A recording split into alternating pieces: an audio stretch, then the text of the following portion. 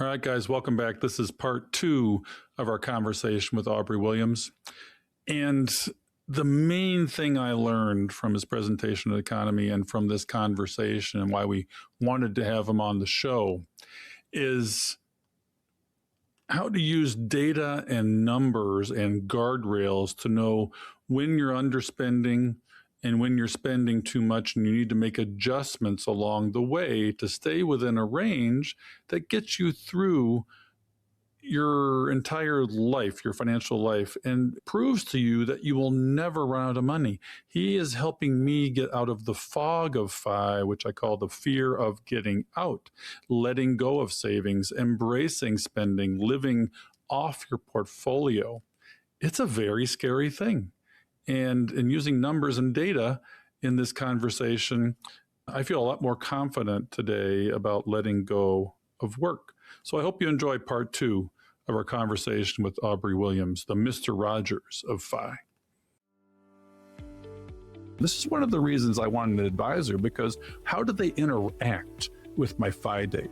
And if you just use the 4% rule, as you say, and I completely agree, you will have had the 3 to 5 year syndrome and not known it. You would have been able to retire earlier. And this is top of mind for me. Everyone focuses on the lower guardrail about reducing spending.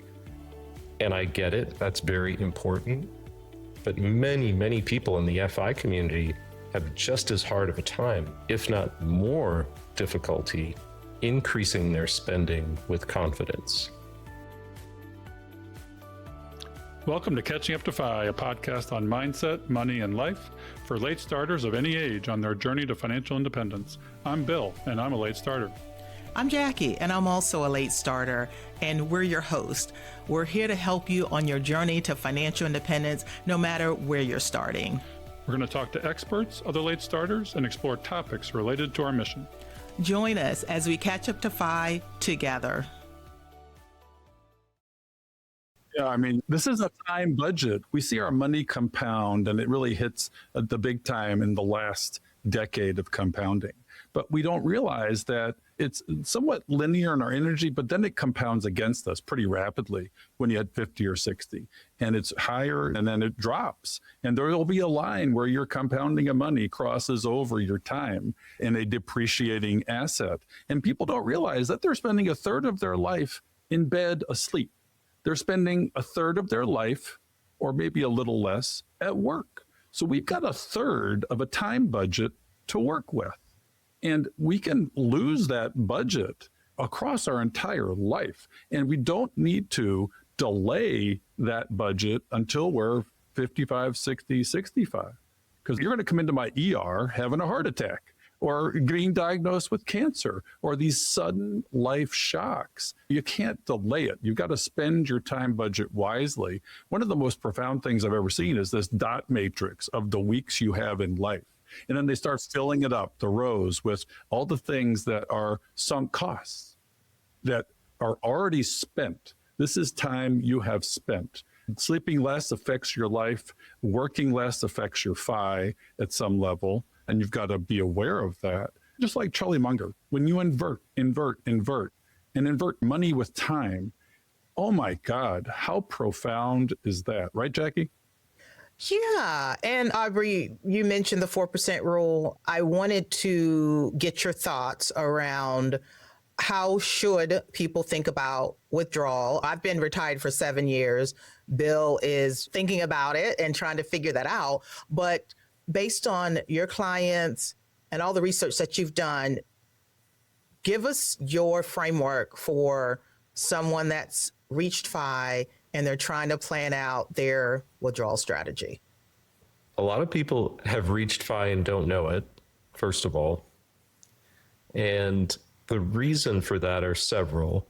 One is it's pretty common not to consider future cash flows, like Social Security, like pensions, like inheritances, or the possibility of earning a little bit of money doing something that you actually enjoy doing.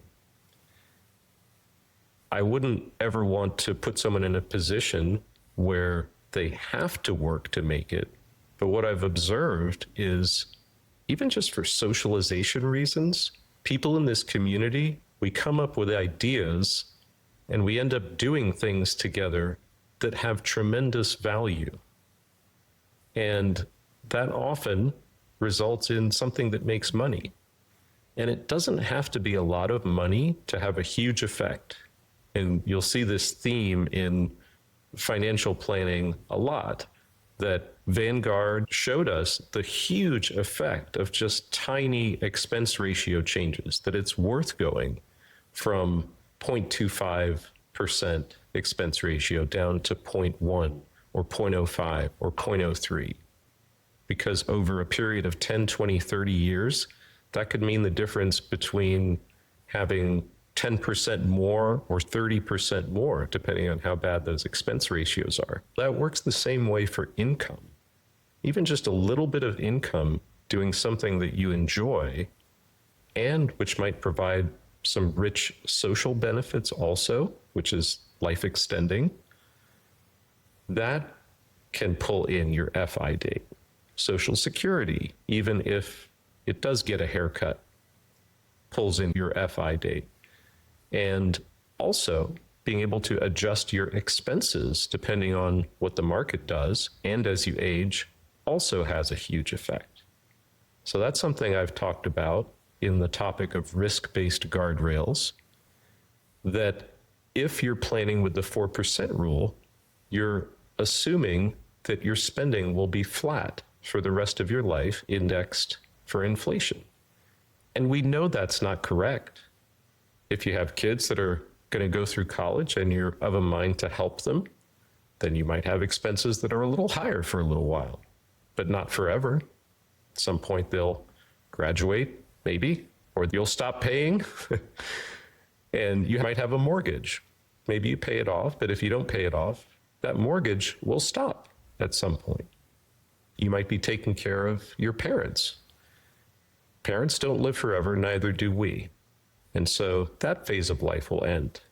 It might be the case that you go on more vacations now while you're younger. To Bill's point, if you're in your 50s and 60s, then you're climbing Mount Kilimanjaro and Mount Fuji. If you're in your later 70s, that might not sound as fun, and that's fine.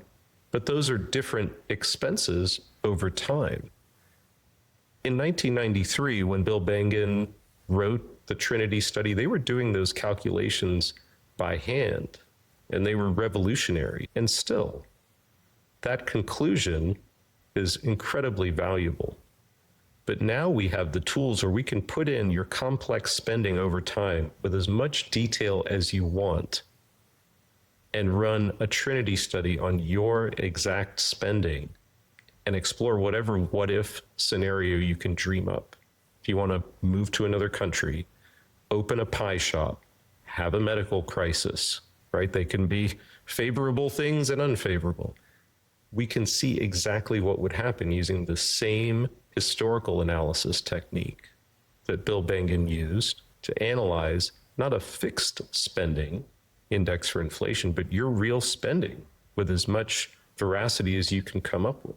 Also based on other things where people get too conservative because people use CPI inflation and personal inflation is personal. It's different. You can be too conservative there. So there's many variables that are individual household specific that push your retirement date out. You know, whether it be an advisor and that fee and that expense, or inflation, which can be baked into some of these softwares and is dangerous if you don't adjust it.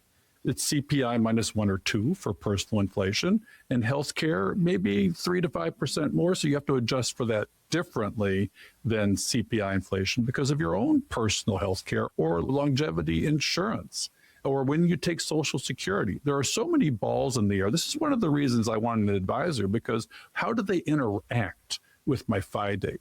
And if you just use the 4% rule, as you say, and I completely agree, you will have had the 3 to 5 year syndrome and not known it. You would have been able to retire earlier. And this is top of mind for me.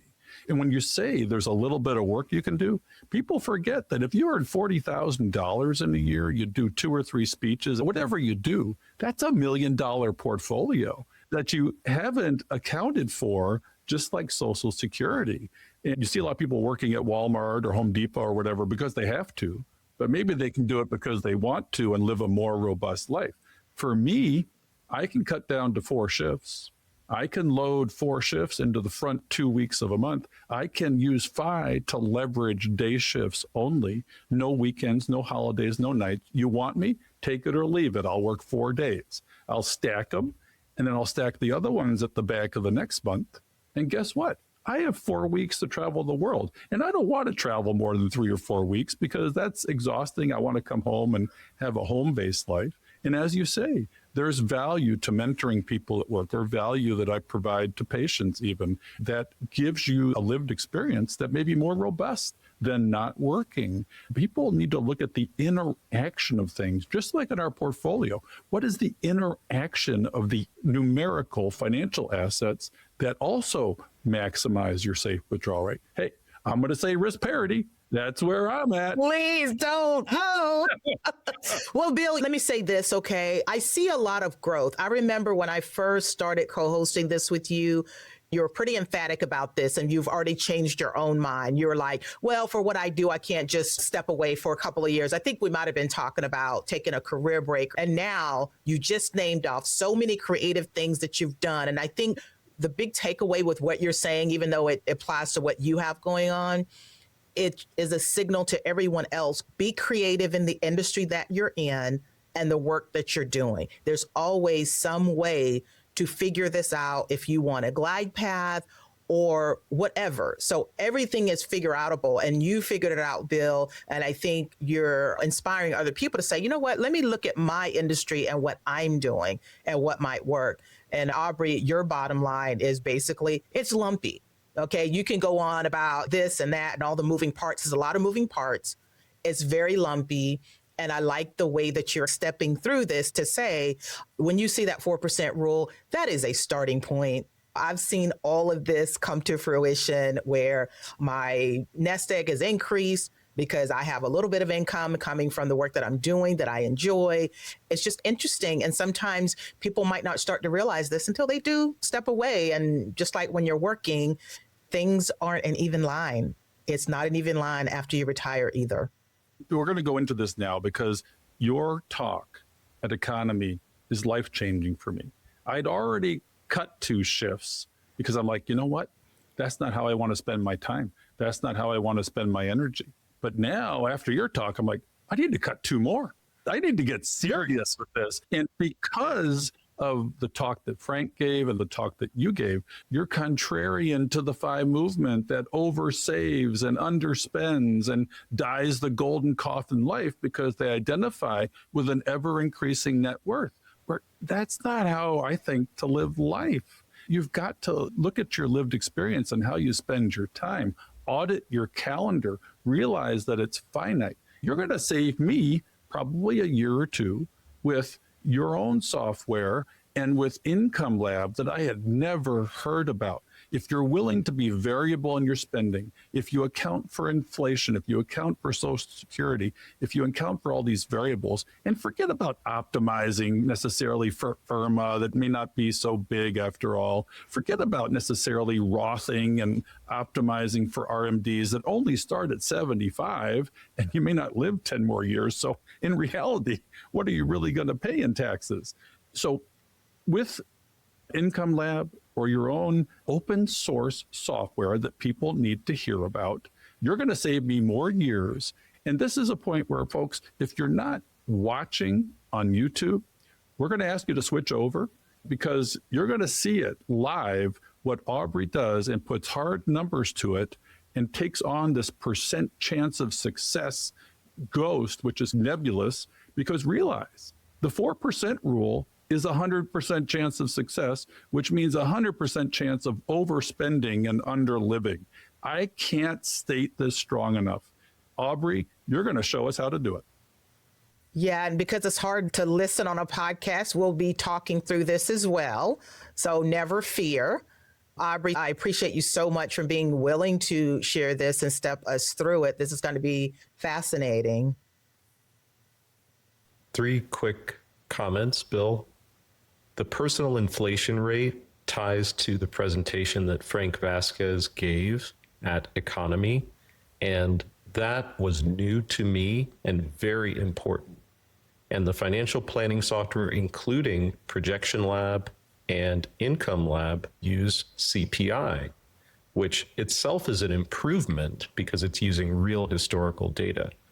But what Frank showed, and he referenced 3 academic papers or studies, and so it's not Frank just making this up. This is real hard data collected over decades that people in the FI community, as well as traditional retirees, are likely to see 1% to 2% lower inflation than CPI.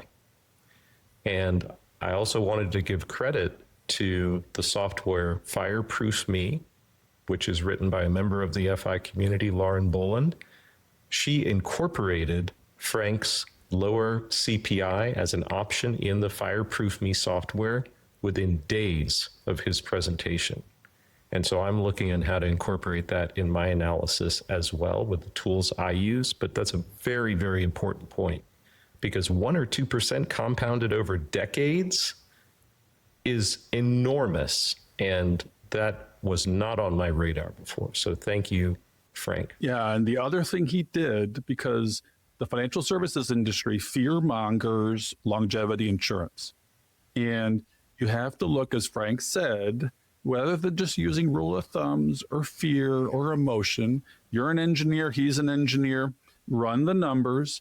And if you look at actuarial tables, your risk of dying at 60 in the next 10 years, or one of you in a couple, is like 50%. The fact that you might live to 90, that's a low percentage, and the base rate's pretty low, unless it's your own family personal longevity, just like your personal inflation rate. And so people say, oh, you need to set aside $500,000 your portfolio so that you can pay for long-term care insurance. People talk about, oh, I need to die with zero. Well, no, actually, you probably shouldn't. That is another mathematical construct. You should die with some planned legacy, because that's a buffer for long-term care. Right. You can't die with zero because you don't know exactly when you're going to die. So you're going to die with something. But in most cases, people are planning, especially if they're using the 4% rule, to die with way, way, way more than might be ideal for living a great life. And it means they're working longer, or they're not spending as much as they could, or a combination of both, which is most common. The second thing I wanted to mention is when you go into that negotiation, you're a student of negotiation. Make sure you ask for even more than you want. So whether it's shifts, whether it's time off, whether it's pay, go in asking for more. They might say yes. And then you can fall back to the number of shifts that you really want and let them win. But maybe you get a couple extra benefits along with it. Okay, let's take a look at Income Lab. And Income Lab is commercial software made for financial advisors. So it's not a consumer-facing tool. What it does is it models a technique called risk-based guardrails. We've had guardrails in the form of Guyton Klinger. There's the VPW technique, variable percent withdrawal. In our own FI community, Dr. Karsten Yeski has his CAPE-based variable withdrawal rules. So guardrails have been around. The idea of guardrails isn't new. What this tool operationalizes, the technique called risk-based guardrails, is it combines all of the factors that we put into historical analysis, and it sets guardrails based on historical analysis, which is the exact same tool that we use to calculate the 4% rule, that we use in tools such as FireCalc, that Projection Lab uses, probably the tool I use the most. And it tells us that we can spend this much based on our portfolio. If our portfolio grows, and we'll show these guardrails here now, if we start out with a portfolio of $2 million, then we can confidently spend $8,310 a month. Now, where does that come from? That is a probability of success calculation. So it takes this portfolio, the way it's invested, and all of the variable spending like mortgages or college funding that we know about, and it says with a certain probability of success, which is not 0, or probability of success which is not 100, we can spend this much money. And that starting probability of success is adjusted using this slider. And so I happen to know, because I've gone into the innards of this software, that over here, the most conservative, this is 99%, and then it goes in 5% increments. So 99, 95, 90, 85, 80, and so forth. So where we are right here, this is a 90% probability of success, gives you a monthly spending amount of $83.10 for this particular financial plan. But that's not where we stop. That's not how we live our life. It's possible that a market event happens and your portfolio goes down. And this is where a lot of people live for the rest of their life, terrified that every market dip means that their retirement is going to fail. And even the language that we use, success and failure, is unhelpful. Because what do people actually do if the market goes down? As it has, right? Even today, we're seeing that. This is the S&P 500. The market goes up, the market goes down. If you have no idea what the market would have to go down to for you to make an adjustment, then you're in a constant state of anxiety.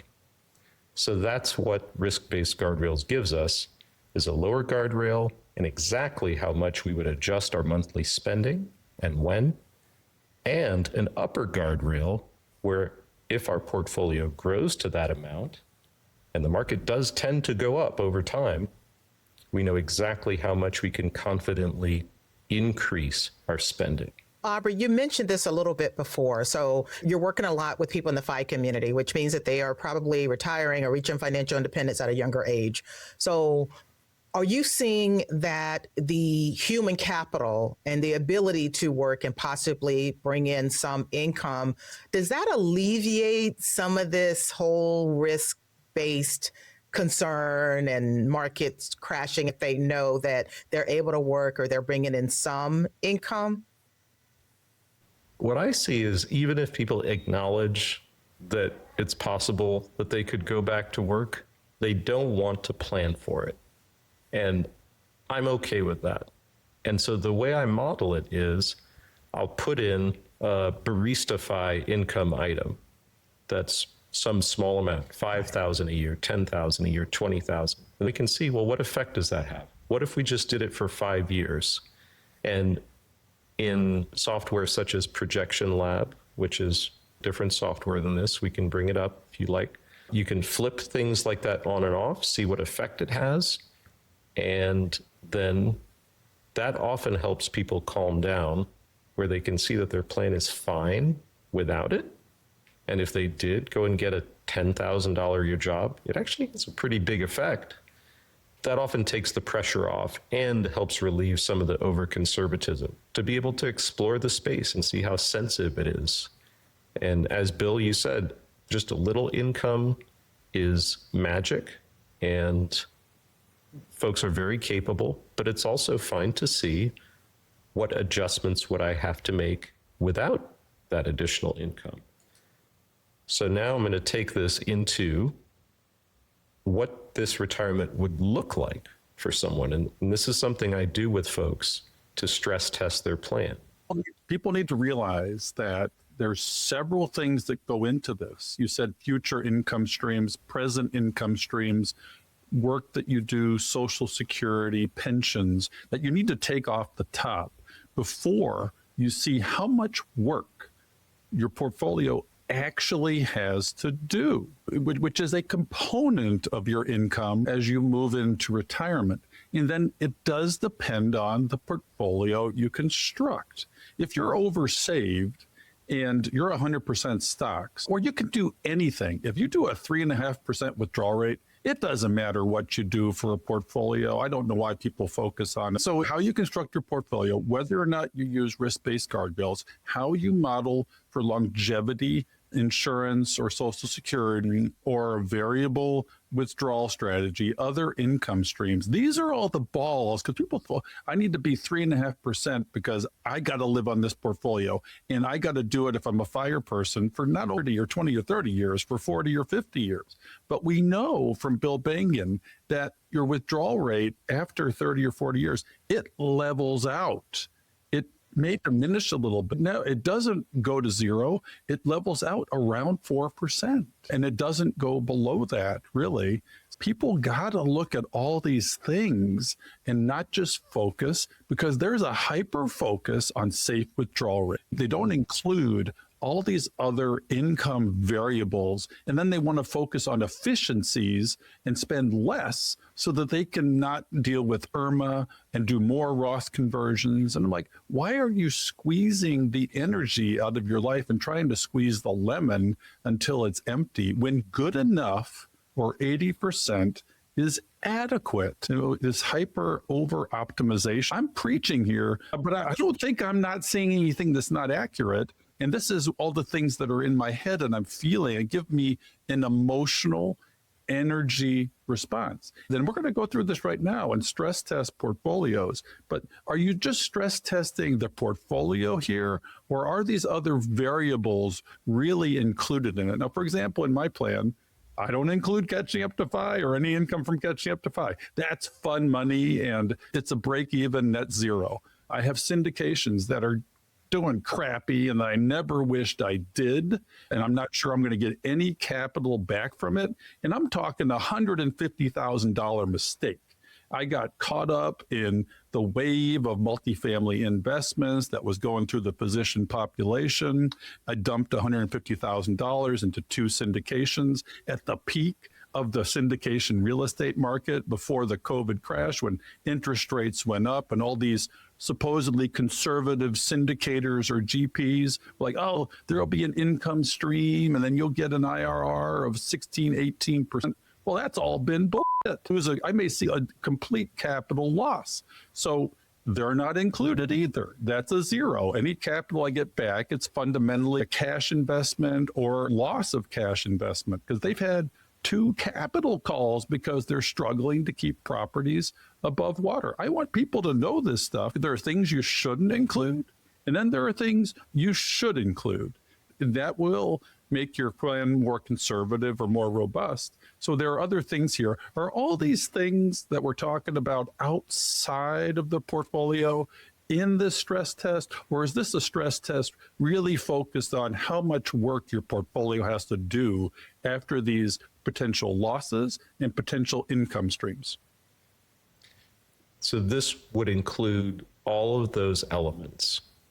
So it does include potential income streams. Like I said, we can turn them on and off to see what effect they have. But that's what's helpful about using a historical analysis approach, is that we can incorporate investments that maybe we don't expect to perform very well, income streams that might turn off and on. All of those things affect probability of success. But where this tool takes it to a different level is we're now using probability of success to tell us when we need to adjust. So I think an example is helpful here. We're looking at the Great Depression, 1929 to 1939. And this is what happened to this specific portfolio.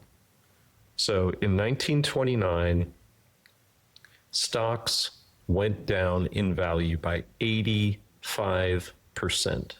And so this person would have had to watch their portfolio go from $2 million when it started all the way down to less than $1 million.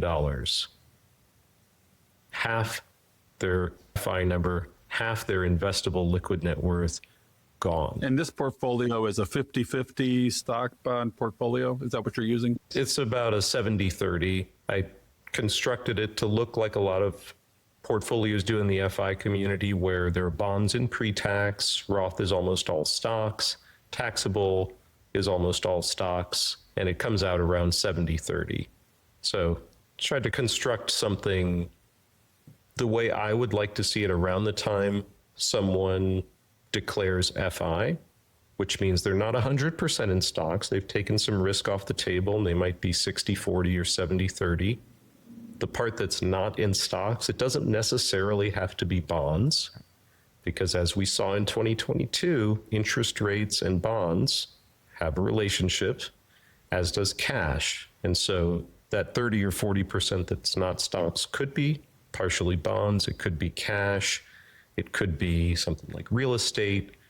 But the important thing is it's not stocks. And we can go into that in more detail, as I'm sure you have with Frank Vasquez, that we're looking for uncorrelated or even potentially negatively correlated assets that are more stable and have less variance to them. So that's the starting point. But even with that, this person declaring FI in April of 1929 would have seen their net worth drop by more than half.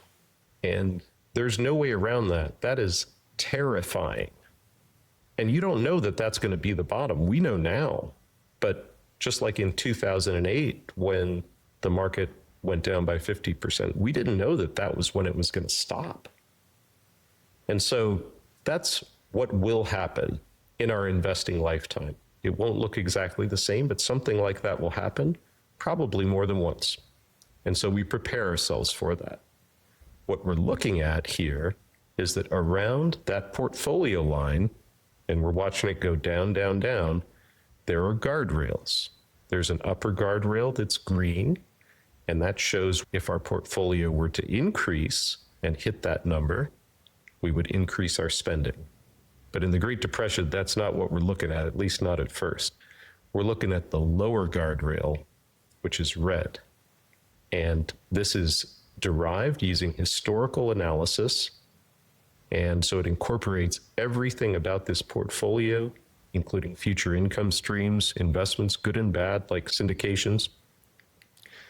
And given the level of risk that this person has told me they're comfortable with, we'll explore that and adjust it in a second. We hit that lower guardrail 3 times, and we reduce our monthly spending from $8,300 over the course of the Great Depression down to $6,250. So we cut about 25% off of their spending. Now, this is what people actually do. I'm not saying necessarily that percentage of 25% is palatable to everyone, but when a real market event happens, people adjust. And I've lived through this with clients. More often, I have to talk them out of canceling their vacation or canceling the cruise.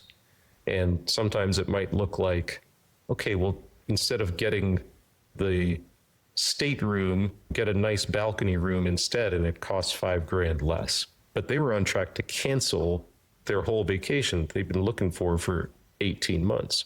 People adjust. And so with this tool, we can model what does that look like in real historical sequences, like the Great Depression, like 2008, or the dot-com bubble bursting, or stagflation. So say this looks like a little too much. Bill, you might say, okay, Aubrey, yes, I admit if the Great Depression were to happen, I'd probably adjust. But 25%, that's a little more than I'm comfortable with. As long as I'm still working, maybe I'd like to increase my FI number a little more so that maybe I'd make a 15% adjustment. Or maybe I'd start off spending a little less so that I'd have to adjust less and then give myself more raises later on. So let's do that. So here we can change the starting spending value. We're being more conservative. Instead of $8,300 a month spending, we're going to start spending $7,500 a month. That changes our guardrails. So now we'll go back to The retirement stress test will look at the Great Depression, and we'll see that by starting out spending less, the adjustments that we need to make to cope with a really catastrophic event. I mean, stocks going down by 85%. Well, Aubrey, I think by using that extreme time period of the Great Depression, it just further illustrates that my term that I have adapted since I've been retired for 7 years is precision is not required. You are looking at almost the worst time in history, and it's still okay, and you can adjust. Our entire working life, we adjust for layoff, kids, job changes, all kinds of stuff. So why not do the same thing on the back end after retirement? Yes. So now, instead of spending 8,300, we're starting out spending 7,500, and we still make 3 lower guardrail adjustments, and we go down to 6,220. So a smaller reduction. So, okay, maybe that's better, but still not enough. And so we can be more conservative. And for this person, it might be the case they'd rather start off spending even less instead of 7,500, 6,800, or working another 6 months, another year to increase their portfolio.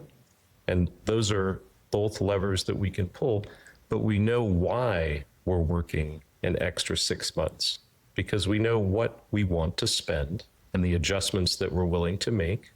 So we're actually buying something of value that's a known quantity with extra months of work.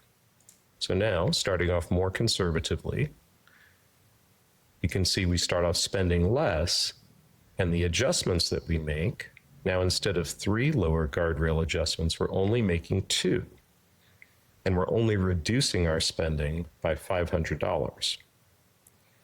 So we're starting off spending 6,800. And in the Great Depression, which especially for stocks is the most extreme loss of value that we have in our economic history, you're only adjusting your spending from 6,800 per month to 6,300. Now, the consequence of that is since you start off spending less, then once we get through the Great Depression, you hit the upper guardrail more frequently. Your portfolio is increasing in value, and this takes it into account. You have less time to live, so you can be more confident about spending the money you have left. So you'll see increases in spending above the number that you started at, and many upper guardrail adjustments. So you give yourself a raise over time.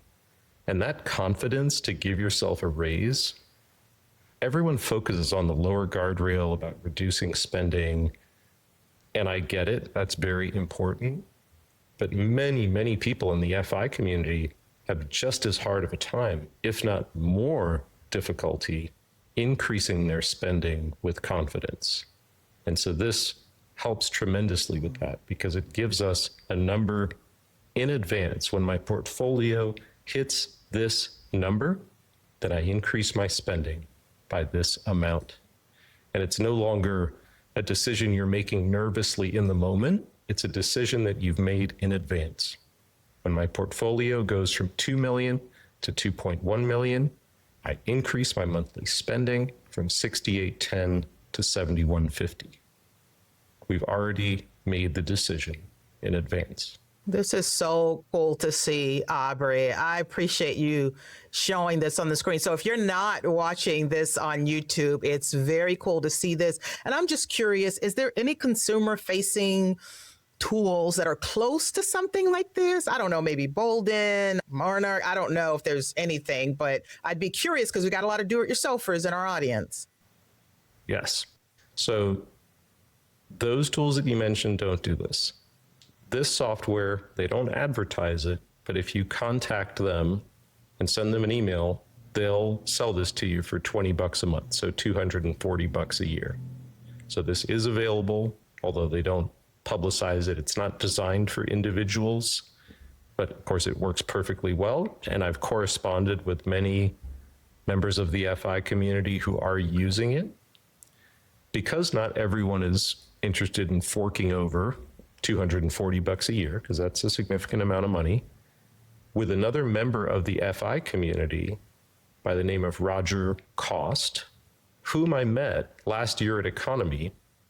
It was him, Dr. Karsten Yeske, and I standing around in the last night brewery event, and I was explaining this risk-based guardrails technique. The three of us got together and talked about how we might create our own tool. And Karsten, he participated a little at first just to make sure he understood it, but it was Roger Cost and I who then took this and put it into software. And I have to give all the credit to Roger. I am not a software developer, so I had the ideas, I knew how the system should work, and he operationalized it.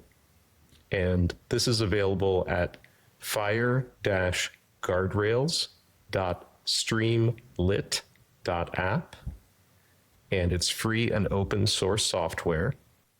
Wow, this is fancy stuff. So I will drop this in the show notes for any of our engineers that want to get down with this.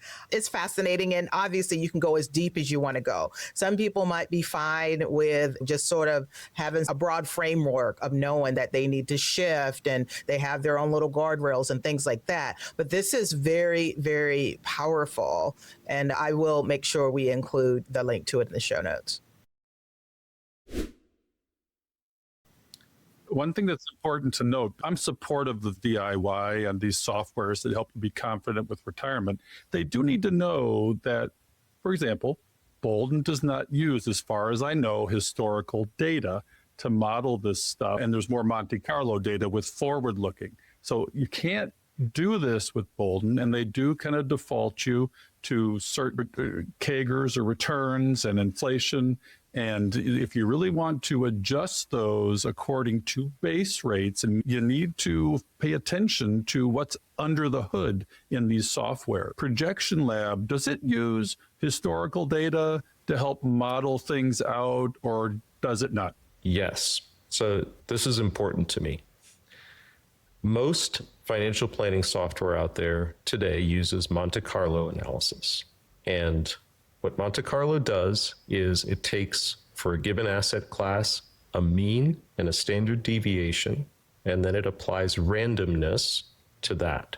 So the average return for stocks is this percent, this is the standard deviation, and then it randomizes based on those parameters. And it does the same thing for bonds, and it may, in some cases, do the same thing for inflation or other asset classes.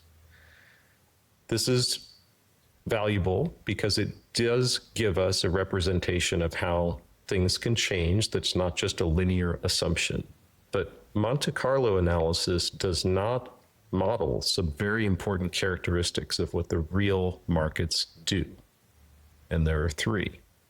Short-term mean reversion, meaning if the market goes down today, it's more likely that it'll go up tomorrow or in the next few days. Long-term mean reversion, meaning if the market goes down this year, it's more likely it'll go up in the next year or two. And asset class correlations. And for anyone interested in risk parity, this should be very familiar and important. It matters that stocks and bonds are correlated or uncorrelated or negatively correlated. And Monte Carlo analysis does not model that. Historical analysis does, because it captures the real month by month or year by year behavior of these different asset classes. And so what are the tools that use historical analysis?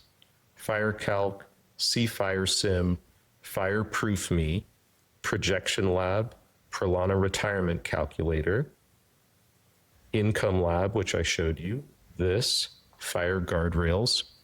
What are some tools that do not use historical analysis? Bolden, Right Capital, eMoney. And these are some of the most frequently used tools. Doesn't make them wrong or bad. However, you need to realize the limitations of what you're using. And I think historical analysis provides a better answer. There's a great Kitsis article that shows how Monte Carlo can give you answers that may be over conservative or over aggressive in the conclusions, and you don't know which. And so you have to use a larger error band. And at least if you're anything like me, I at least like to know which side of wrong I'm on. Yeah. Right? Because we know we're making projections over long periods of time and there's almost infinite variables. But to not even know if you're on the side of over conservative or over aggressive, that's a big problem for me. So all of the tools I use historical analysis and not Monte Carlo. And a couple of the ones you mentioned are professional ones like Capital and eMoney. That's a professional software. So even if you're working with an advisor, they could be using some of those. And Aubrey, we could talk to you all day long. Bill, I'm going to let you have the next question. No, we're going to have to unfortunately wrap it up today. There are other things that Aubrey's an expert on, late retirement stuff, or the things you got to look out for that we don't talk enough about. We're going to have to bring him back to talk about that. We're going to have to bring him back to talk about his focus on neurodivergence. That is a big passion of his. It's a passion of mine for personal and public reasons, mental health. And there is I think he was a psychologist, Kazimir Dombrowski. And we need to talk about this too. And I've been reading up on this. It's called the theory of positive disruption. We worry about our mental health, but you know what? It's a double-edged sword. There are big upsides. And we need to talk about that with Aubrey, where you harness the power of your own brain, where society may think it's a disadvantage or a disability, but it may be a hyperability. So there are lots more topics we want to talk about with Aubrey. Going back to these softwares, I got to encourage people to use multiple because they're all going to have their differences and variances. And if you want to understand your numbers with more nuance and to confirm them, use a couple of them, the open source or the paid. Be aware of the assumptions and variables that may be fixed and not based on base rates. You got to know how they work to understand them so that you don't operate on a too conservative basis. So even your portfolio, the variable rate, and even the software you use will potentially make you work longer.